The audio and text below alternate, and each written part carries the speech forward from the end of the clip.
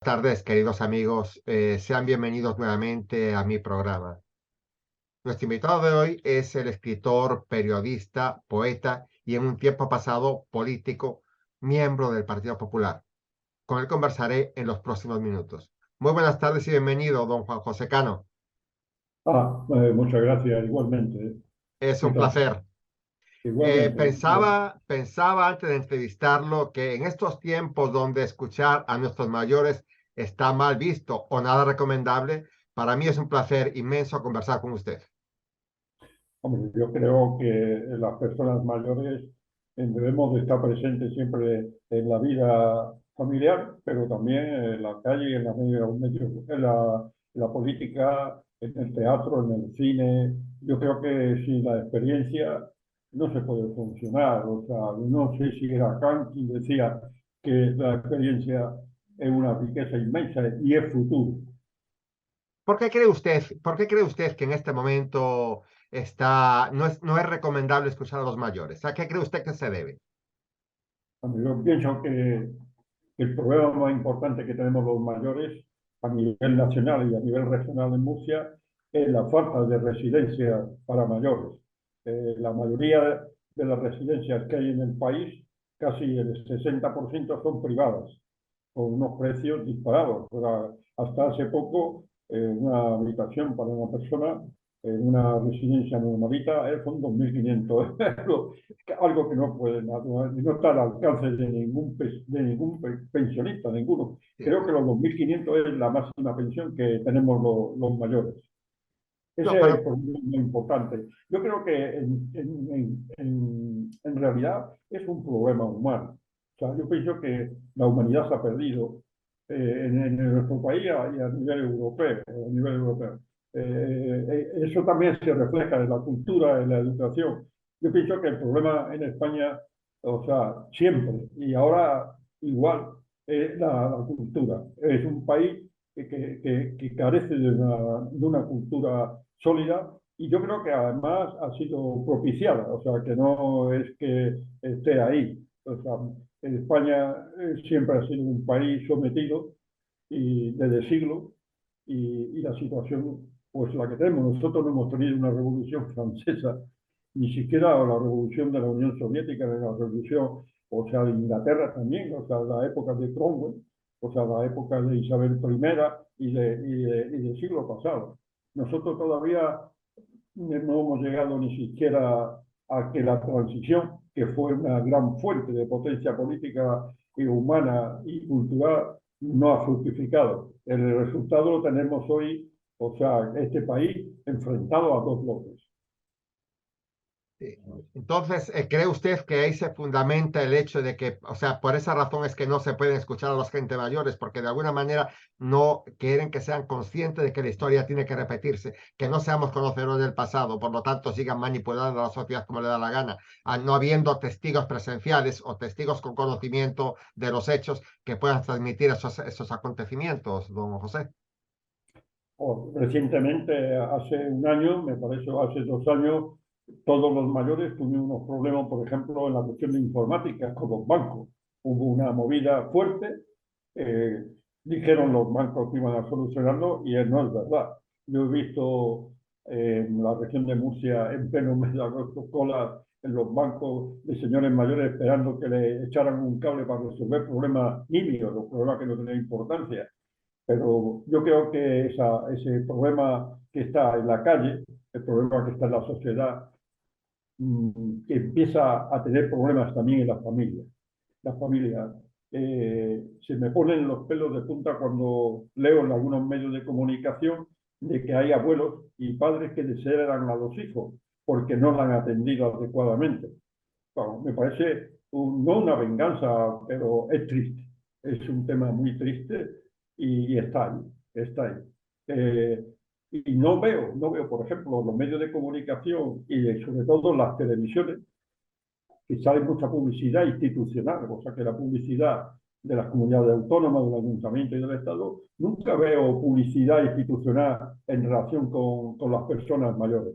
No, no veo nada. Veo violencia de género, que está bien, o sea, otros temas de tipo cultural, sobre todo de tipo político, mucha demagogia, pero publicidad que sirva para enseñar a la sociedad y a las distintas generaciones el cuidado que necesitan las personas mayores, no funciona, no funciona en España. Por lo tanto, asumimos que, claro, lo que le quieren es hacer invisible a la gente mayor y lo que no se ve no existe. No, o sea, yo creo que yo he visitado algunos países, o sea, cuando de vacaciones y profesionalmente como periodista y como político, y estamos años luz de países, por ejemplo, como Holanda, Dinamarca, Suecia, Noruega, Alemania, incluso Italia. Hoy la residencia española, la mayoría, son unos hoteles de 2 estrellas, el mejor, o de 3 estrellas. Pero el problema no solamente es los medios que tienen esa residencia. Son, por ejemplo, lo hemos visto con el virus, o sea, que cuando ha llegado el virus, o sea, esas residencias no cubrían perfectamente o idóneamente la sanidad, que es fundamental, fundamental. Vamos a tocar algunos temas de importancia, don José. Usted nació en julio del 36, el 12 de julio del 36. El Tiene, 13 de julio del 36, el día a tiene, la misma hora que mataron a Carlos Sotelo. El día imagínese usted. siguiente al teniente Castillo. Me gustaría, porque fíjese una cosa, han transcurrido 84 años de 84 de que finalizó la guerra, terminó en el 39. ¿A qué cree usted, y sobre esto quiero una reflexión suya, que sé que la tiene, a qué cree usted, don José, que 80 años después, casi un siglo después, todavía haya intereses en mantener eso vivo, en mantener la guerra civil española viva? Porque vamos a ver, gente buena y gente mala hubo en ambos bandos, por lo tanto nadie puede atribuirse el victimismo ni la maldad. Hubo gente mala y gente buena en ambos bandos. ¿Cuál es el interés de 80, de 90 años después mantener ese acontecimiento vivo? A Bueno, juicio suyo, por supuesto. yo creo que el problema este que tenemos ahora viene de atrás, de siglos. O sea, nosotros hemos tenido desde el año 711, de la invasión de los árabes que llegaron a la península, hemos tenido mm, en la Reconquista 7 siglos de guerras civiles. Ahora, guerras religiosas, pero también guerras civiles. Y después esa crisis, ese enfrentamiento ha continuado en las distintas invasiones, ha habido una influencia religiosa. O sea, la religión en España ha sido fundamental en todos los sitios. Nosotros siempre hemos estado en guerras civiles, pero también en guerras religiosas. España, por su condición católica, ha participado en todas las guerras europeas, menos la Primera Guerra Mundial y la Segunda Guerra Mundial. Eso, naturalmente, ha producido un fenómeno que casi no se estudia, que es el maniqueísmo. O sea, yo soy bueno, tú eres malo. O Sí. sea, tiene unas ciertas connotaciones religiosas. Ese es el problema. O sea, el problema sigue siendo el maniqueísmo. O sea, no aceptamos dialogar, no sabemos dialogar, podemos pensar, decía la señora Merkel, cuando se sentaba a dialogar, siempre pensaba que el contrario a lo mejor llevaba razón. Nosotros no, siempre llevamos razón. Yo conozco, o sea, tengo Nosotros somos absolutistas en la verdad. exactamente, sí, la verdad, esa es verdad. Sí, en la situación actual es igual. Ahora mismo, cuando el señor Sánchez ha propuesto 6 debates, yo pensaba que es una trampa. O sea,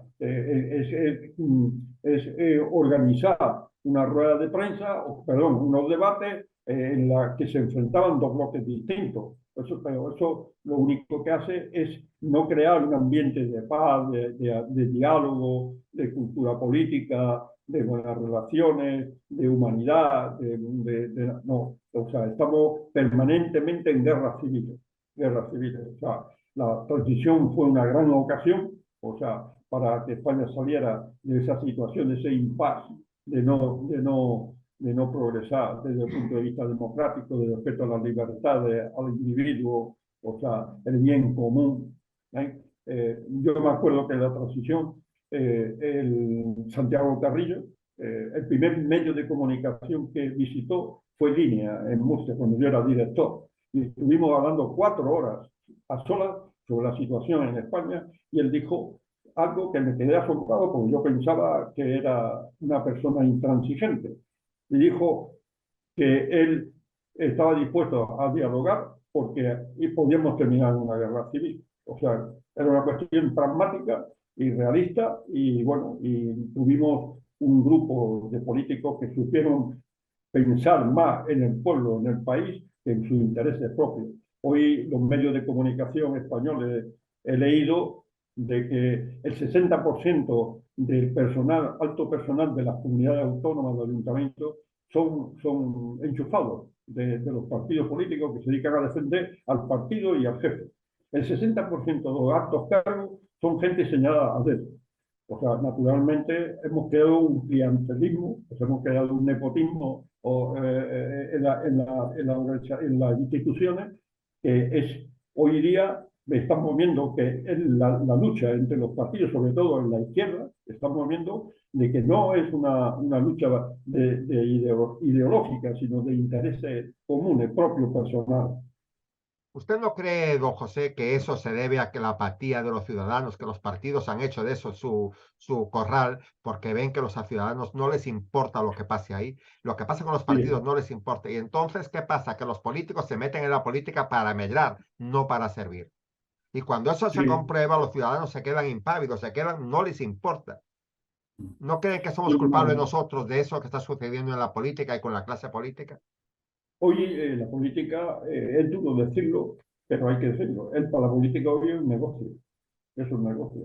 O sea, y naturalmente cuando la política se convierte en un negocio, es un negocio, una empresa, o sea, los partidos son, y en algunos casos, espero no herir susceptibilidades, pero algunas veces da como impresión de que sea una especie de holding o de algo de tipo mafioso, como pasó en Italia. Ya sabéis que en Italia, después de la Segunda Guerra Mundial, la democracia cristiana y la mafia había una corriente de influencia.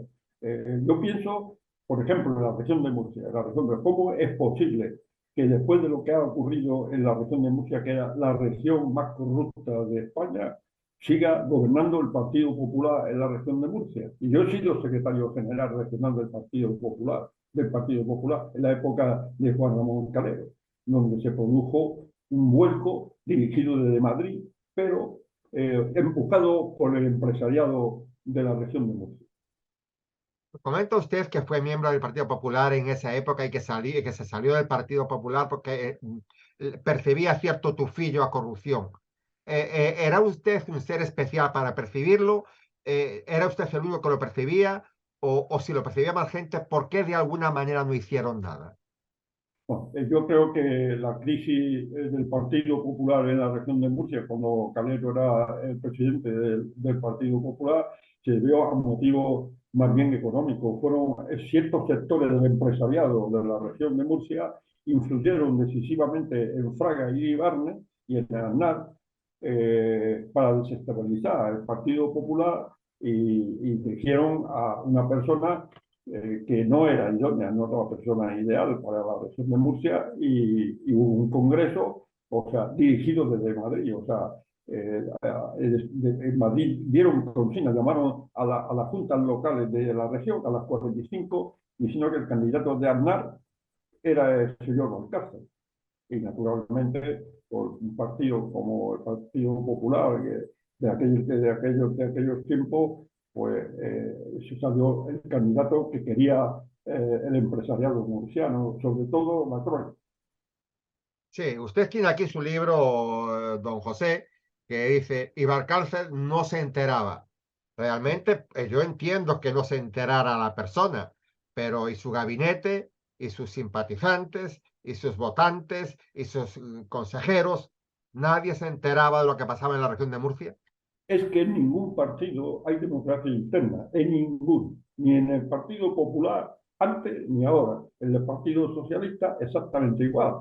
El Partido Socialista hoy peor, porque hay un caudillo, o sea, que Pedro Sánchez, o sea, y ya se están moviendo, o sea, en las declaraciones de los medios, en la cómo va la campaña, eso, la campaña, o sea, muy individualista. El problema de los partidos españoles es que no existe democracia interna, no existe, sobre todo los partidos de representación parlamentaria. Mire, por ejemplo, el PNV en el País Vasco, pues llevan 40 años gobernando y el de la República exactamente igual. Son instituciones y en Cataluña los republicanos. Ese es el problema que hemos mantenido durante mucho tiempo, la falta de democracia interna. Las listas para las elecciones las hacían 5 o 6 personas, o 7 u 8 personas. Otras veces había más tolerancia. Yo, cuando era secretario general regional del Partido Popular, nosotros no hacíamos las listas a dedo, o sea, hacíamos un estudio de las personas que podían encabezar las listas y estar dentro de las listas municipales, regionales y nacionales, y entonces, naturalmente, las sometimos a un consejo de la Junta Regional del Partido Popular. Pero el problema en España es que dentro de los partidos, no existe un sistema democrático real. No existe, no existe. Entonces, don José, si no existe un sistema democrático real, ¿cómo se le exige al ciudadano que votemos por la democracia? Si sabemos que lo que vamos a elegir no está elegido democráticamente en todos los partidos. Bueno, ¿Dónde está la engañifa? ¿Qué es lo que nos están haciendo?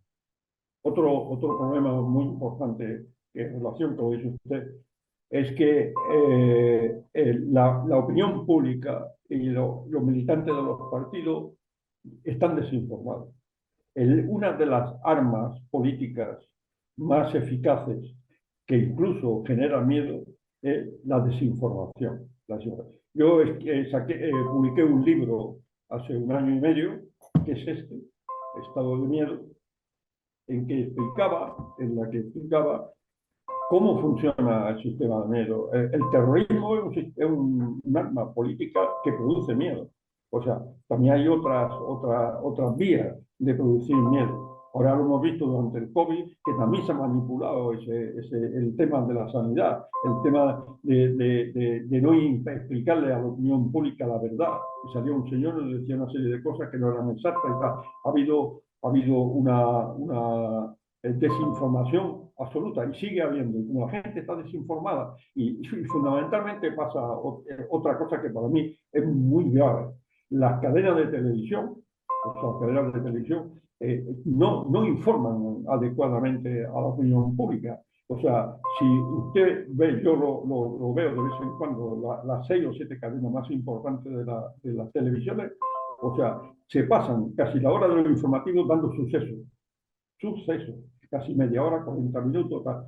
No dan informaciones adecuadas de orientación y tal. ¿Por qué? Porque naturalmente las televisiones es otro negocio, vinculado al poder y además hay una cosa, un medio que utilizan el poder político y es la publicidad institucional. Son millones, cientos, miles de millones que se han repartido en los medios.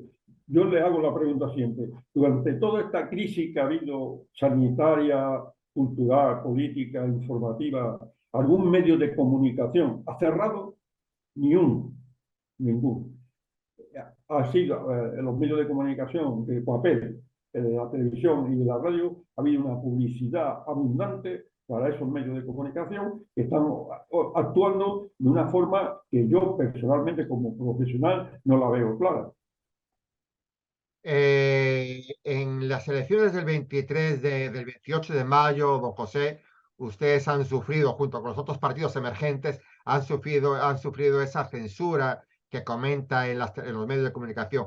Fueron partidos que su mensaje no fue ampliamente divulgado. O sea, solamente salieron los partidos del sistema. El PP, PSOE, Vox y Podemos, porque claro, Podemos con el poder que tiene económico pero los partidos pequeños que llevaban un mensaje diferente, un mensaje fresco, no salieron. Yo tuve oportunidad de entrevistar a su compañero Francisco Miguel Muñoz y ver los programas, los 18 puntos que él tenía en su programa, y realmente yo no digo que todos, pero había puntos sumamente interesantes, pero que la gente no tuvo oportunidad de conocer porque no fueron ampliamente divulgados.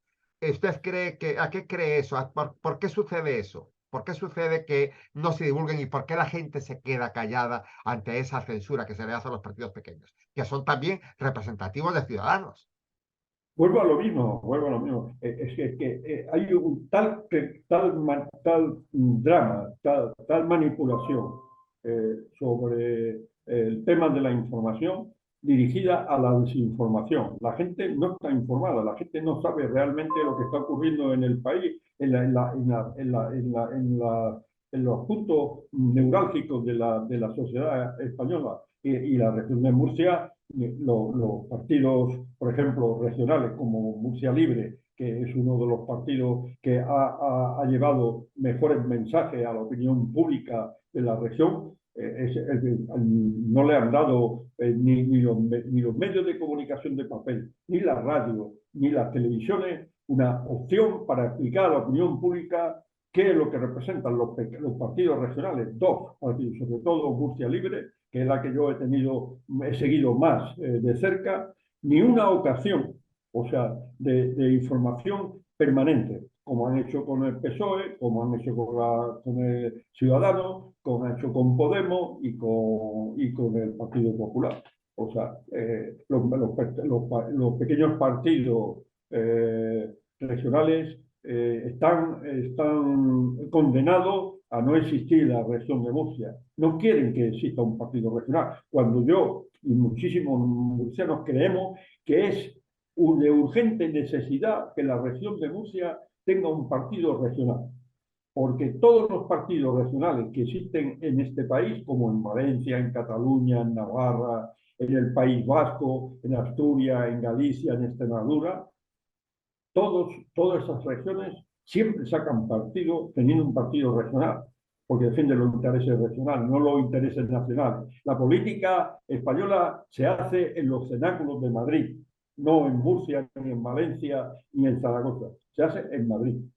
Y aquí pasa igual. Aquí todos los movimientos que ha habido, toda la estrategia que ha habido para fomentar la salida de un partido regional han sucumbido. No han tenido posibilidades. Alberto Garre, que fue militante del Partido Popular y presidente regional, con Somos Región pensamos que iba a tener posibilidades, porque Alberto Garre es una persona que tiene mucha talla política por su honestidad, su honradez, su formación, su humanidad. Y sus pronunciamientos también. ¿Cómo? Y sus pronunciamientos también. Sí. No tuvo posibilidad. Le prometieron, yo sé que le prometieron un apoyo económico para hacer publicidad. Claro, o sea, hay una cosa que está clara. Si un partido que quiere salir no tiene medio económico o le tapan los medios económicos, ese partido está muerto. A Alberto Garre me consta que le prometieron dinero suficiente para publicidad, para moverse y tal, y después naturalmente no ocurrió. O sea, no ocurrió y los medios de comunicación tampoco le apoyaron en absoluto nada. Los medios de comunicación son de Madrid. O sea, el diario La Verdad es un medio de comunicación de Vocento, o sea, de una red de periódicos que encabeza la ABC.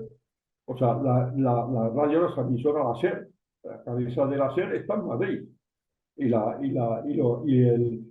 televisiones exactamente igual. Después las televisiones regionales, las dos que hay, una, quizá la más privada, hace algo, pero no suficiente porque no tiene medios. Y la otra está en manos, naturalmente, de los poderes políticos económicos. Una pregunta, don José. Realmente nos tienen, como usted comenta, nos tienen a base de pan y circo, ¿no? Con programas que nos satisfacen, con mucho morbo, pero no tienen contenido por cuanto sienten que no lo necesitamos. Le pregunto una cosa. ¿Qué papel debería de jugar en las generaciones futuras la educación? La educación.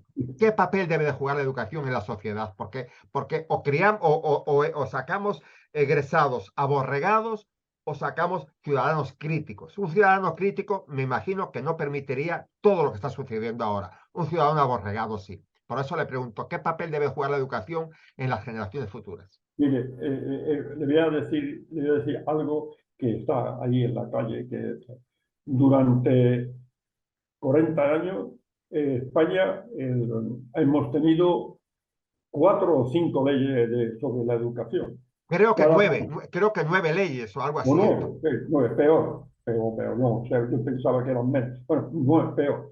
Claro, si usted crea esos focos de manipulación en la educación, pues eso crea un problema. Pero hay otro problema todavía más grave, y es que cada comunidad autónoma tiene su librito para hacer la educación que a ellos les interesa. O sea, Y su propia verdad de la historia también.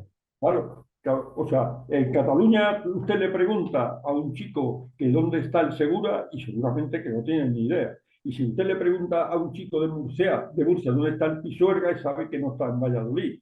Y si usted le pregunta a un señor de Galicia sobre los Reyes Católicos o sobre Carlos III, pues seguro que no lo sabe. Entonces, naturalmente, o sea, no, yo pienso lo siguiente, que la educación, la defensa, justicia e interior son ministerios de Estado. No pueden estar en manos de las comunidades autónomas.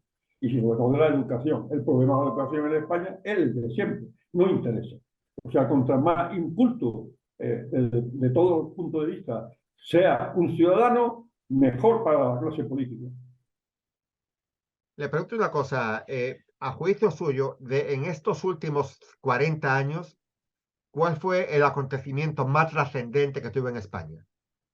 A esta España que tenemos ahora, porque esta España que tenemos ahora es pésima para uno y buenísima para otro. A juicio suyo, ¿cuál fue en estos 40 años de democracia el hecho histórico más importante? Unos dicen que la transición, pero otros dicen que no, que la transición fue un engaño. Pero a juicio suyo, ¿cuál fue el hecho más importante que se sucedió en España Pues mire, en estos 40 años? yo le voy a decir algo, a lo mejor a lo mejor se asombra.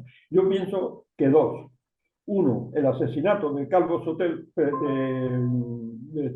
Carrero Blanco. de Carrero Blanco, y el proceso de Burgos. Yo estaba de director de la Voz de Castilla en Burgos, y cuando nos llegó la noticia de la muerte de Carrero Blanco, vimos que el tema iba a producirse una desestabilización total, pero hubo como una corriente de preocupación nacional que frenó una situación más explosiva.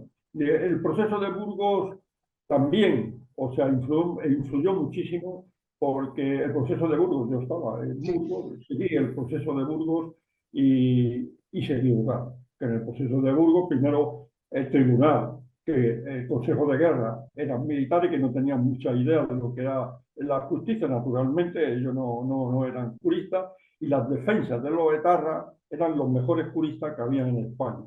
Durante el proceso de Burgos, o sea, los partidos que podíamos llamar demócratas pensaron que ETA, después de Franco, iba a guardar las armas, y se equivocaron. O sea, no hubo más muertos durante la transición que en la época de Franco.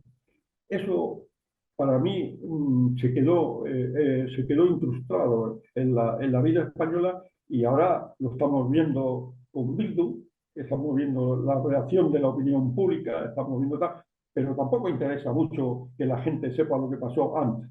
O sea, ahora la gente está preocupada, pero por ejemplo no se le informa bien, o sea, no se informa, sobre todo económico, se está manipulando mucho la información económica, o sea, no se sabe que, por ejemplo, la hipoteca, hay gente que no ha subido de 200 euros a 500 euros, hay gente que no sabe, por ejemplo, el tema del paro crónico, de la gente, los españoles y españolas que tienen 50, 52 años, o sea, llevan más de un año o año y medio sin cobrar el paro. Bueno, esa gente que tiene 50 y tantos, y ese segmento de 50 a 60 años, o sea, son gente que tienen hijos, que están estudiando en la universidad, que tienen 17 años, que tienen 20 años. Ese tema tampoco se toca. O sea, estamos en una situación de confusión. Contra más Entiendo, confusión, mejor. entiendo yo que me está diciendo que si la sociedad la mantenemos en un estado de precariedad, la política actual está garantizada. Porque la sociedad, mientras la gente piensa en subsistir, piensa en comer, en pagar la hipoteca, en cómo llevar a los hijos al colegio, el problema político pasa a un segundo plano. Y eso es una garantía de estabilidad para los políticos, ¿o no? Claro, claro. Sigo insistiendo en un tema que creo que es capital, que tiene mucha importancia. Yo he trabajado mucho en el análisis político, social y económico en otra época mía, cuando vivía fuera de España, en el exterior. Eh, hay una idea clara de que España se encasquille. O sea, España hoy día, desde el punto de vista estratégico global, es una pieza clave a abatir. A abatir. España es el país más cerca de África, el más cerca de África, donde hay ahora mismo 10 frentes conflictivos en África, donde la China está invadiendo, o sea, lentamente, el que se llama Operación Tortuga, lentamente, económicamente, haciendo carretera, haciendo puentes, Sí, haciendo... ya lo tiene tomado, ya África la tiene tomada China. Totalmente, totalmente. Oye, contra más crisis haya en España, contra más crisis, una situación mayor, más conflictiva, más peligrosa, mejor, Y el, mejor. pro- y, la, y el papel que está jugando Estados Unidos con Marruecos también es importante, que España no se da Bueno, cuenta de eso. lo de Marruecos, yo he vivido 20 años en Marruecos y en Argelia. He estado viviendo, con mi padre era profesor de español en Marruecos y yo fui corresponsal de la agencia EFE en Marruecos durante muchos años. O sea, España nunca jamás ha tratado el problema de las relaciones con Marruecos con la suficiente inteligencia. Nunca. O sea, nosotros, por ejemplo, en el caso de Melilla y Ceuta, ¿no? Melilla y Ceuta, que, o sea, yo creo que el tema ese un día va a ser explosivo. Va a ser explosivo. Y el problema más grave va a ser Melilla, porque mientras que en Ceuta está a 14 kilómetros la península, de Melilla a la península hay 165 millas. O sea, para una marcha verde que ahora hubiera presionando a Melilla, ¿qué harían los 30.000 o 40.000 españoles Nada. allí? O sea, cuando además en el ejército, allí en Melilla, que me parece que hay unos 3.500 militares, el 20% son soldados marroquíes, soldados Imagínense. marroquíes. O sea, que es un problema, o sea, es un problema. Y después le digo lo siguiente, mientras que, por ejemplo, nosotros nos dejamos presionar por el tema de Ceuta y Melilla, hay un asunto que a Marruecos es muy grave, muy explosivo por Marruecos, que es el Rif, el norte de Rif, Marruecos, sí. que siempre ha estado en contra del sultán y siempre ha estado a favor de España. Nosotros a esos señores como a los del Sáhara, que no nos hemos ayudado para nada, en el Sáhara, en el Rif, en el norte de Marruecos, nosotros podíamos también influir en el Rif y decirle a Marruecos, cuidado, o sea, cuidado, porque si esta situación que ustedes tienen de presión continua sobre Ceuta y Melilla, nosotros también podemos maniobrar de otra forma distinta, ¿entiendes? Comentaba usted ahora, don José, que el problema de Marruecos, del norte de África, no se manejó nunca por la parte política española con suficiente inteligencia. Pero yo me atrevería a decir que en el caso de Pedro Sánchez lo hizo con carencia absoluta de inteligencia. ¿Quién? Pedro Sánchez, que lo hizo con una carencia absoluta de inteligencia. Lo de Marruecos. Lo de Marruecos, sí. No, yo creo que se ha equivocado. Yo creo que en el tema del Sáhara se ha equivocado. Vamos a ver. O sea, en el Sáhara español, cuando el Sáhara español, yo vivía en Canarias, entonces yo era redactor jefe del Eco de Canarias y sabía lo que estaba pasando en el Sáhara. Allí hablaba todo el mundo español. Aquello era una provincia española. Ah, Pero, claro, pero había unos intereses elevados económicos, que eran las minas de Bucra, o sea, las de fosfato, las mejores del mundo. ¿Y el que había ahí? Capital americana, en la península americana. ¿Quién organizó la Marcha Verde? La logística fue norteamericana, no fue de Marruecos. O sea, movilizar a 150.000 ah, personas ah. avanzando hacia el Sáhara, eso no lo podía hacer Marruecos porque no tenía ni medios, ni gente, ni Intereses nada. externos, sí, es cierto. Bueno, o sea, y ahora ha pasado igual. O sea, el gran aliado en África de los Estados Unidos es Es Marruecos. O sea, Marruecos.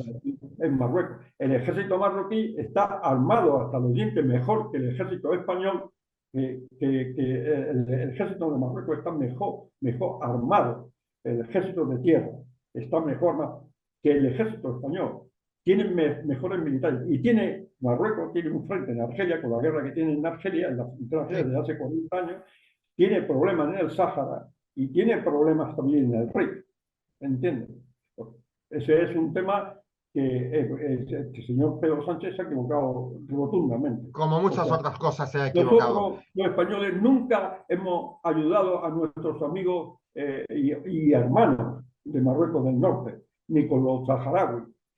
Incluso yo muchas veces, cuando era diputado, pedía que cuando vinieran inmigrantes aquí, a España, fueran inmigrantes del Sáhara y del Rif. O sea, que hablaban el español perfectamente. Mi padre era profesor de lengua española y a nosotros, a los españoles, nos aprecian una barbaridad. O sea, en Marruecos, el pueblo marroquí. ¿Qué hizo Marruecos cuando alcanzó la independencia? Se cargó el español. Retiraron a los profesores españoles, a los médicos españoles, a la policía española y todos los que subieron hacia el norte, todos eran franceses. Hablaban el francés, no hablaban español y nosotros no hicimos, no movimos ni un dedo, ni un dedo. O sea, dejamos que nos invadiera los franceses con su política francesa inteligente y así estamos, así estamos. En la situación, ojo, de Melilla y Ceuta es peligrosísima. He estado yo hace 2 o 3 meses y le voy a decir lo siguiente, o sea, los españoles, hace un año, hace 10 años, había en Melilla 60.000 personas. Ahora hay 40.000. De las 40.000 ciudadanos que viven en Melilla, 30.000 son marroquíes. Y tienen un partido en Melilla que está representado en el ayuntamiento con 7 concejales. Imagínense. Dentro de 10 años, de 5 años, si hacen un referéndum en Melilla, van a ganar los marroquíes. No me quedan, tenía más preguntas para usted, don José, pero no me queda tiempo. Me queda escasamente un minuto y ese minuto que necesito para despedirme de usted. Ha sido muy amable, muchísimas gracias y le emplazo a otra nueva entrevista para hablar de lo que Valcárcel no se enteraba. Tiene artículos interesantes ahí en el libro. Ha sido un placer y muchísimas gracias, don José. Muchas gracias a ustedes y suerte. Creo que televisiones así como la suya es muy positiva y creo que tiene futuro. Muchísimas gracias, muchísimas gracias. Y a ustedes, queridos amigos, espero que hayan reflexionado o comentado por nuestro invitado José Juan Cano y Canovera, y los espero la próxima semana, Dios mediante, a esta misma hora. Hasta tanto, que tengan muy buenas tardes y muchas gracias. Adiós. Hasta luego, José. Buenas tardes. Ha hecho muchas barbaridades. Hasta Bueno, he luego. dicho lo que yo siento. Tengo 87 años, ahora no voy a ocultar lo que soy. No, por supuesto. Un placer. Vale. Hablamos. Muchas gracias, Gracias. gracias.